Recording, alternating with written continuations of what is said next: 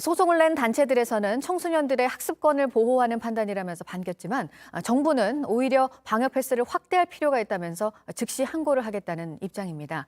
이 방역 패스를 두고 곳곳에서 반발의 목소리가 컸던 상황에서 나온 이번 법원 판단으로 기본권이냐 공익이냐 논쟁은 더 치열해지고 있습니다. 이어서 이자연 기자입니다. 법원 판단에 따라 정부는 오는 3월부터 학원과 독서실, 스터디 카페에서 시행할 예정이었던 청소년 방역 패스를 하지 않기로 했습니다. 소송을 제기한 학부모 단체들은 지극히 상식적인 결정이라며 환영했습니다. 학원업계를 비롯해 일반 자영업자 단체들도 일제히 환영한다는 입장을 내놨습니다.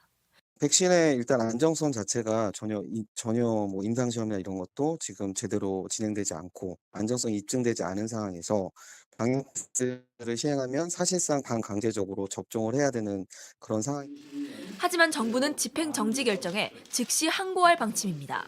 지금까지 공들여온 정부의 방역 정책 자체가 무력화될 수도 있다는 위기감 때문입니다.